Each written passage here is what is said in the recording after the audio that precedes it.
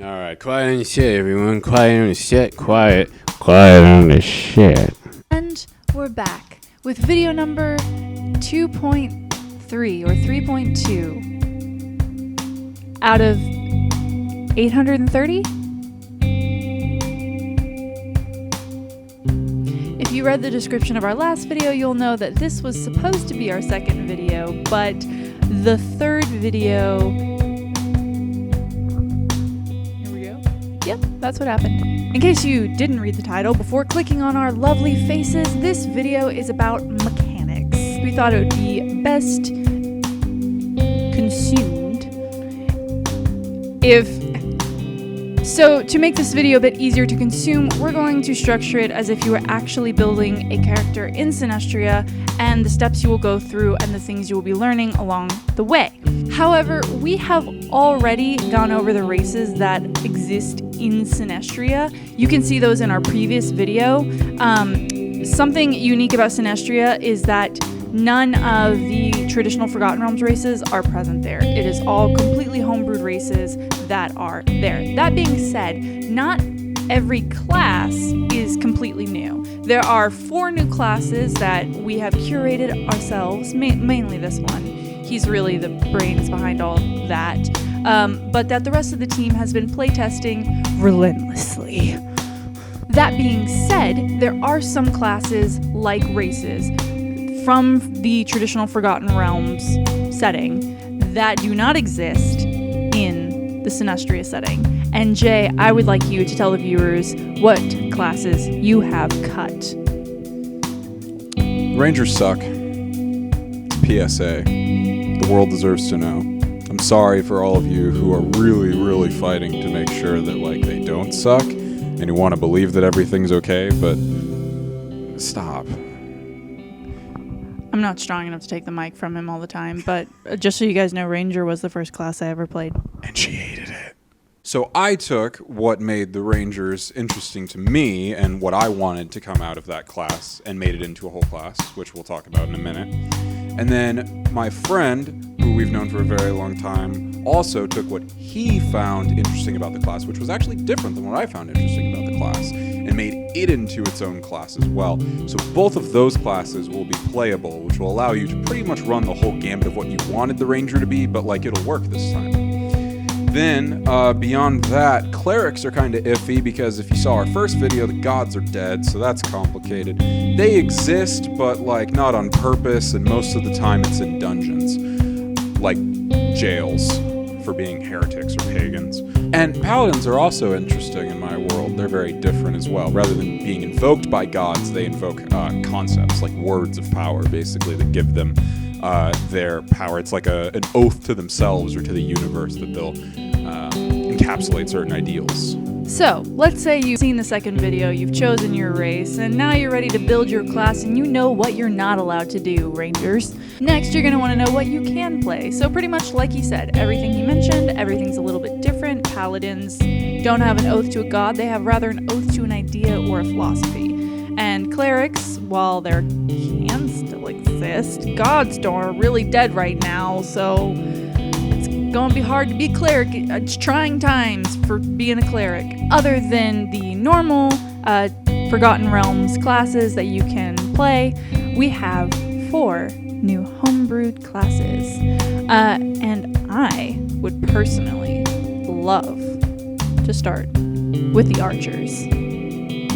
So Jay, tell all these rangers out there, what makes an archer so special? They're like monks with bows. It's pretty cool. I don't know. This is the one that I saw the Rangers as. For me, the Ranger was an opportunity to be a real archer and lean into this idea that my bow is my ultimate weapon and I can channel magic through it and it's this really awesome thing. And I found in playing the Ranger that wasn't really the case. And sure, it has its own benefits and everything, but for me, I didn't get to accomplish what I was looking for, which is being this mobile, dexterous, multi-range kind of fighter. So essentially, I took a lot of historical knowledge that I have, as well as some different research that I did and stuff, and built it into a much more realistic sort of concept, but that adds a lot of its own sort of flair for more of the dexterous side of things. So I used the monk as a basis, and they essentially, they're just able to fight with a bow at all kinds of ranges. They can fire off multiple shots in a turn, sort of like the monk does with their hands, but they fire them at disadvantage. And at higher levels, they can do all kinds of crazy stuff. And the bow really just becomes a legitimate, a focal point to the whole character, and it lets it really shine in the way that I wanted it to. And playtesting this class is so much fun because it genuinely, in my opinion, as a previous ranger, does give you sort of a different feel. Ranger, it's completely different. It's like a mix of like druid and fighter and rogue.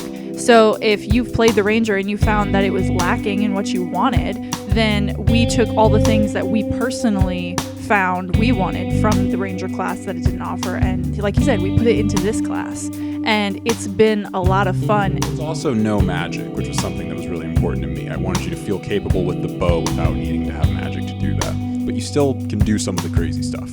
The second homebrew class I'd like to go over. Actually, you know what? I chose the last one. Which one do you want to go over next? Meisters. I was actually going to choose Meisters. Meisters are pretty cool. I like Star Wars. Look, I wear my inspirations on my sleeve, as I think all artists should, because it's important to be inspired, and inspiration deserves to be acknowledged. I like Star Wars, but more than that, I like the Sith. I think the Jedi are kind of lame and pretentious. And so I prefer my psionics with a little hint of edge and anger and negative emotion and channeling that to break your chains. So essentially, the whole basis of the Meister class is like your super edgy first OC from like when you're 13 and know that you like Star Wars, but don't know if you really are like a Kylo Ren kind of guy because he seems kind of like a bitch. So you're like, instead, I'm going to do this like big BA buff dude who can like jump around, hit people with his lightsaber. And so, yeah, it's like that. But real talk, it's a class where essentially it's a psionic class taught by these evil aliens, basically, in the world, to harness their negative emotions and use them to fuel their psionic energy and their magics. And so essentially the whole class is based around using different emotions. Each of the subclasses has different sets of emotions that they use to fuel their power and to evoke different sort of effects psionically. They essentially channel these memories or moments in their life and then use that to fuel the power. So I think it's a pretty cool way to do it. And in playtesting, it worked out to be really, really fun. And this class, by far, out of all the other three, has definitely gotten the most testing because we wanted to make sure that the psionics weren't broken. So there was a lot of balancing to do in that case, and we wanted to make sure we gave off the right feel for it. So this one, by far, like so far as of this video, is the most play tested than any of the other classes we've done. The third homebrew class we're going to be talking about today is, I'm going to go with the Elite. We're going to talk about the Elite because him and I just did a really fun playtest last night. It was just a 1v1, and we tested the class at 5th level, then 10th level, then 18th level, and it was insane because with each class there are also 3 different subclasses. So we just played the same class but a different subclass and completely different characters who were at odds with each other. It was a cool pirate fight. It was amazing. Jay, tell me, what inspired the Elite? What makes the Elite different than a fighter? What makes them unique? I like pirates. Well, so what's cool about the Elite is it's not really just pirates. I flavored it to be pirates because I thought that was the most logical way I could determine to work in like the guns and the swords and make it all kind of make sense in someone's head. Because you could go like...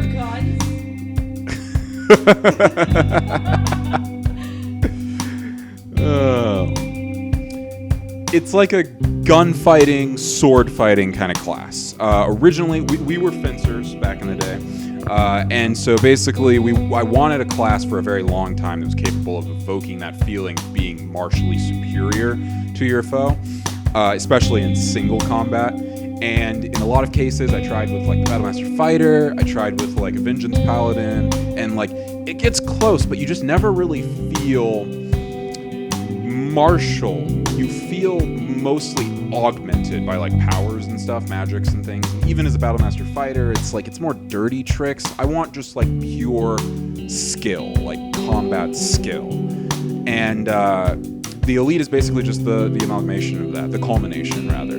I took, we do have guns, we'll get into that at some point, but I took the gun mechanics and the ideas for that and sort of amped them up a little bit with this class. And the class is meant to be your sort of like British regular or like your colonial privateer. And the whole idea is like you're trained with all powder weapons or like at least civilian powder weapons, flintlocks and derringers and stuff. And then you're trained with your saber and you're trained to maneuver around the decks. Some of them, there's like a musketeers trained with more of like long range weapons and scatter guns, and they're meant to be a little bit more distance kind of control. And the whole class is based around this really cool parry and riposte system. So most of the time when you play it, it gives you this totally different feel than any other class because you'll literally just be sitting there and you can pass your turn. And it's the reactions that are going to let you get your real stuff off. And that's a cool feeling, just to be like, I'll use my action to just dodge. And then on your turn, I'll parry your attack and attack you back. And that's just like, it's a really exhilarating thing. Yeah, the class definitely gives a lot of versatility in terms of reactions, because I rarely ever use reactions in D&D, even though like they're useful. Like the only time I've ever used a reaction, I think, is to just make an opportunity attack. Yeah, but this class, literally, there was one time he attacked me, I used my reaction to parry him and riposte, and then he used his reaction to parry my reaction, and it got real crazy, but it was really fun because it felt like, in my opinion, like we were fencing again. One more thing on the elite. I was saying it's not just a pirate class. To explain that, my character was a pirate in the beginning with like a swashbuckling like rapier and everything, and then he found out that wasn't working, so he switched to a longsword, like a curved longsword, and by that final fight that she's talking about, I was wielding like a two-handed dai katana and was like parrying with two hands and coming in. So it's like, it doesn't have to just be the rapier dexterous fighter, and it's not limited to like if you only have one light finesse weapon in your offhand or something. It's like, no, like you can be wielding like a shield and a longsword and still be an elite. You can still, be doing parries and stuff like that. It's really just meant to be martially superior in whatever setting you want. So that's something I really wanted to make sure of. So while he was using a Stiltguardian Longblade and an Amarian Shield, I was using a Sawtooth Sword, another homebrew sword we'll talk about a little bit later, and two pistols, which were so much fun. And a scattergun. Yeah, I was using a scattergun and two pistols as my main attacks, but then when I started running low on ammo and he literally knocked my pistol out of my hand, I decided, all right, it's time to break out the Sawtooth Sword and rip him open. Our point, is that this class is extremely versatile, and it's not limited to just you had to be a pirate, because he wasn't a pirate in the beginning and I was a mercenary the entire time, and we both played the class completely different. While he focused on the blade work and different types of blade work, I focused on the guns, which was so much fun. And now for the final class. For all you lovely magic users out there, we have the witch. You might be thinking, isn't a witch just a female wizard? And to that, I say blasphemy. Jay, what is a witch in Synestria? Man, okay, how do I keep this short? So basically, I'm a caster at heart. It's what I do in every game I play. I love magic so much. I think it's what really makes the game stand out, feel fantastical and crazy. So fun. Okay, well, my favorite thing to do in games with magic is to be a controller. I want to be the guy standing on the hilltop while everyone else is fighting down there, who's casting off spells and like locking people down and buffing my allies, doing all this cool stuff, right? But like there's no option for that in D&D. Like sure, you can play a wizard and you can throw out some AoE stuff, but like most of the time, the focus is either damage or difficult terrain, both of which don't really do what I'm talking about, right? And if you're wanting to really get a hold on someone out there on the battlefield, you're gonna have to be using concentration, and the whole thing is just gonna get overrun, and you're pretty much like they're gonna be making their saves, and it's a whole thing. So instead, I created a class that's centered around curses. So the whole idea of the witch is it's centered around the hex spell and then the jinx curses, which are a class feature. And so the whole concept just lets you basically throw out these different curses on people that have different effects over time, and they'll stack on top of each other. It makes Hex into not a concentration spell, but instead a spell that lasts for 10 minutes, so you can cast it on multiple people at a time. It also lets you use Hex to disadvantage their saves, so you can like counter it or combo it with some of your spells, because you do get your own spell list, which I curated. And essentially, it's like, you throw out your Hex, disadvantage him on wisdom saves, and then you hit him with something that needs a wisdom save and knock him down, and then you've got your jinxes all out to get everyone cursed up, and it's just loads of fun. The craziest thing about it is it doesn't use spell slots. It uses like blood magic, so you have to deal damage to yourself or to others to get your spell slots equivalent kind of things, and it's crazy. It's awesome. So you're saying that Witch is closer to Warlock in the sense that it's kind of based off of one central spell that then has augmentations to it as you get to higher levels? To an extent. It focuses on the spell at low levels for sure. At higher levels, I would say Hex stays kind of where it was. It more starts to focus on the jinxes, and also it begins to open up bigger, badder curses in the main class, and then you've got your subclasses, which can do things like there's one that's focused on debuffs, one that's focused on healing, and then one that's focused on some wackier stuff. I like the wackier stuff. So that is all of our homebrew classes. There are 4, the Archers, Elite, Meisters, and Witches. And you can have access to all of those for as little as $5 a month if you go and subscribe to our Patreon, which will be linked in the description below. Those classes also will be getting updated as we make changes. Why is your phone not on silent? Shame on you! He's actually texting some people about another playtest we're doing this Sunday. So that tells you kind of how psyched we are for all of these. So if you want access to the nitty gritty, down and dirty mechanics, if you want to read in detail all the subclasses we built for all of these classes, again, go to the Patreon. $5 will get you access to the PDFs, and every single month we will be updating those as we make changes or modifications. Since we have talked about races, or rather you've seen the second video on races, and we've now talked about our fun classes and what classes are allowed in the Synestria setting, it seems only fair that now we go over the equipment your character will be needing for their adventures. And, of course, one of the most central things your character will need is a weapon.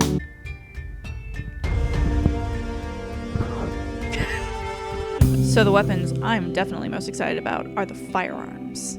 Jay, you want to go over some firearms?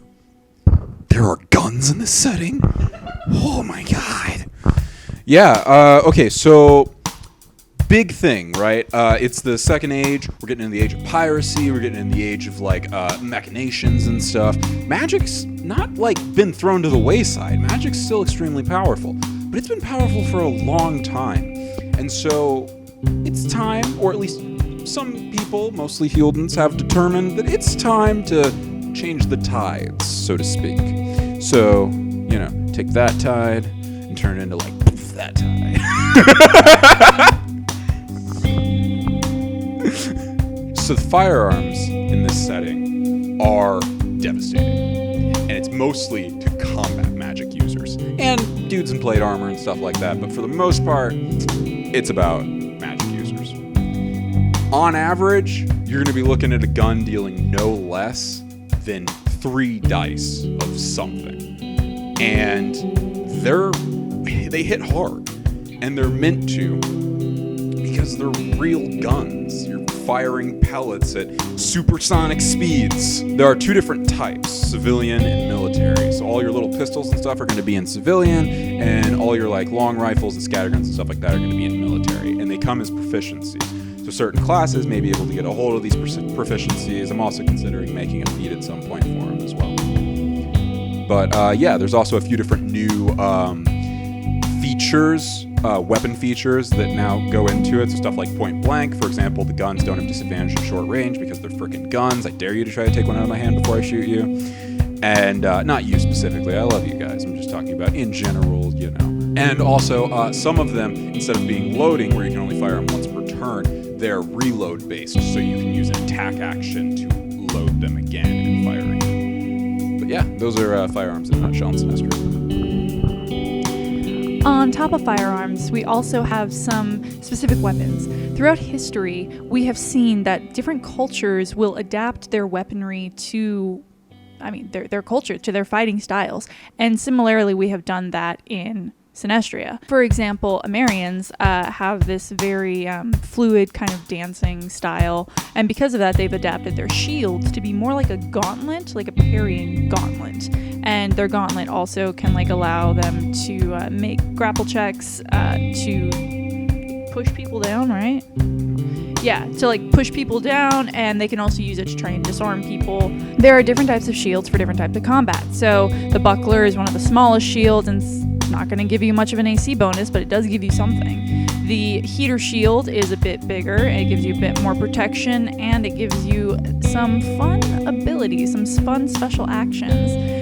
The kite shield is on par with the heater shield, also giving you a special action, but it's used for a different type of combat. Tower shield, the second biggest shield, also gives you a +3 to AC, but it decreases your movement. Because you're getting so much from it, it's going to take something away from you. And then the Colossus shield, which decreases your movement heavily, but gives you a +5 to AC. All of these shields are in Synestria, and they are used by different types of fighters. An Amarian with a rapier is not going to be wielding a Colossus shield. They're probably going to have an Amarian buckler. And just to note as well, there are no base shields in Synestria. No shield that doesn't have something else to it. Nothing just gives you a benefit. It's not just +1 or +2 or whatever. Like the buckler is +1, the kite and heater shield are your +2 shields, but like a basic fighter, their shield is going to still grant them some sort of special action, because the purpose of a shield is to be more than just to block. It's your offhand weapon as well, and so we implemented a way to do that. In addition to more unique and specialized shields, there are melee weapons that have been created by different cultures. So halberd is one of these weapons. It's two-handed, it's heavy, it's got a reach property, and it can do either slashing or bludgeoning. Oh. It does both. I'm sorry. It does both. It's a big hammer with a big axe. And then there's a great whip, which like a normal whip, but it's two-handed. It has greater reach, so more reach than reach, and it's also heavy. The Hoos, in particular, are very adept with this thing. But they use anchors instead as great whips. Okay, moving on, because they're spooky.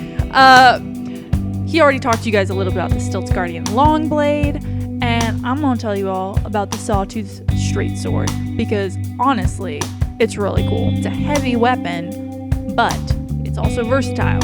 So it's a D8 one-handed, and then it's a D10 two-handed. But the real fun thing about this sword is it's called Sawtooth for a reason.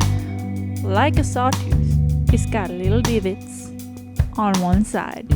So you can stab someone, then as your bonus action, rake it back and do even more damage.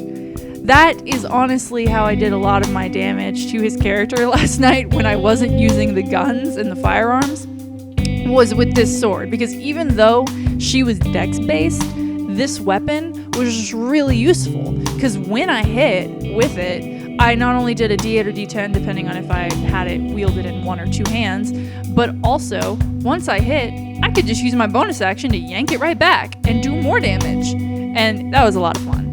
Yeah, and a cool thing about the serrated property, which can be given to any weapon as well, is your bonus action, you don't have to hit again. Once you hit, you can just use your bonus action to pull it back. Once you have your fun weapon, it can be a normal Forgotten Realms weapon, or it can be a cool homebrewed weapon. You're going to know how to use it. And to do that, we created some fun actions that you can take in combat and fun strikes you can impose upon your opponents. And I will let Jay actually talk about the targeted strikes because he built them. So, playing a martial class in 5e has a tendency to get pretty boring. I think we all know this unless you're playing like a Battlemaster fighter, and even then, you just don't really feel like you have a lot of options. Most of the time, in combat, or even outside of combat most of the time, your focus is use action to hit thing, movement to get closer to thing, bonus action to do thing that lets me hit thing harder or better or faster or stronger. And I don't think that properly conveys what martial combat is like when you're dealing with people who are extremely skilled with their weapons of choice, proficient, one might say. And so I created a system of different attacks and maneuvers and actions that you can take in order to try and kind of circumvent that and do different kinds of stuff. So like a bowman, if you want to take your bow and take a shot at like a creature's wing to bring it down, you can do that. I've got a system for that. Or if you want to try and shoot a dude while he's running away, you could hit him in the feet so that he like trips or something. You can do that. Or you can try to like pin his hand to a wall as he's running away. Or I've got different stuff about how you can try to hit someone in the head to knock them unconscious rather than kill them. And on top of that, I've got specific like vital points you can hit basically, where you can take this big hit to your hit roll. I think it's like a -10 or something. And if you hit, you can basically roll to like confirm a crit, kind of like in 4E. And essentially be able to get a critical hit without rolling a natural 20. And so there's all kinds of different stuff that you can do here. And it's not a class. It's just stuff that any martial class can do. Really, even like a wizard could try it with a dagger if they wanted to. The whole idea is just you've got these weapons, and there's a lot of things you can do with them. A lot more than just hitting someone in, center mass over and over again. So I wanted you, as the player, to have more options, to be able to feel like you could evoke different things in combat with your weapon. Yeah, so that's pretty much the targeted strikes. The targeted strikes are essentially a list of maneuvers you can take in combat, and it's basically a penalty to your die roll. So you'll just subtract whatever number it is, and as the maneuvers get more complex and impose stronger penalties on the opponent, then the penalty for you will be higher as well. Also, I created a system for variable attacks, which is essentially to say that if you want to take your greatsword, flip it around, hold it by the blade because you're wearing like gauntlets or you're some big beefy barbarian, you don't care about the blade cutting your hands, you could smash a dude in the head with like the, basically half sword it and come back around and hit him for bludgeoning damage. So it's like any weapon you can actually, if you can justify it to your DM, basically you can stab or slash or bludgeon with the pommel of a sword. Like it's just, no weapons in Synestria really specify like slashing, piercing, or bludgeoning. They've got like a base type, but you can kind of do anything with them. You just, when that happens, you take a penalty to the dice. So, unless it's like a D4, in which case it doesn't really matter. But like, if say you're wielding a long sword in one hand and you want to try to bludgeon someone with the pommel of it to get through their armor or try to stun them or something, you would go from a D8 down to a D6 for damage. But other than that, it's just something you can do. So we kind of skipped over this, but it's a little bit important. Armor. So armor in Synestria is a bit different. We found armor in, again, traditional Forgotten Realms D&D to be just vanilla. I would say just pointless. I was trying to be nice. We mean that in the nicest way. Because armor, if you look up the actual history of what these things do, leather armor never existed. It's pointless, right?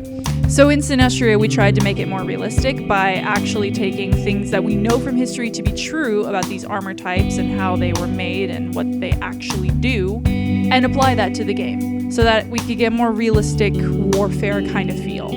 So for example, light armor, so that could be typically a gambeson or a lot of padded layers, will be resistant to bludgeoning, slashing, and piercing. Because in real life, that's what they were made for. It's not like in the movies when you shoot an arrow at someone, it goes right through their chest if they're wearing armor. That would be pointless. Why would they be wearing armor if the arrow was just going to go right through? Now, that's non-magical martial damage. damage. If it's magical damage, however you justify it in your setting, it'll still pass through the armor. It's just to say that, yeah, like she said, if you're fighting a martial combatant, you're wearing armor for a reason, and it's not just because they're not going to hit you. It's because even if they do hit you, it won't do anything. Correct. And each of the armors are basically specified into 3 classes, like in the book: light, medium, heavy. And each of those types comes with their own set of pros and cons, of benefits and penalties. All of these things, save for the classes and the races, will be linked in a free PDF in the description. If you want access to the races and classes, again, the Patreon is right down below. You just go click on that, subscribe to us for $1 or $5, and you will get access to either races, classes, or both, depending on which tier you take. Now, you might be saying, wait, Emily, I don't need a sword because I'm magical. What about the magic mechanics? And to that, I say, good night.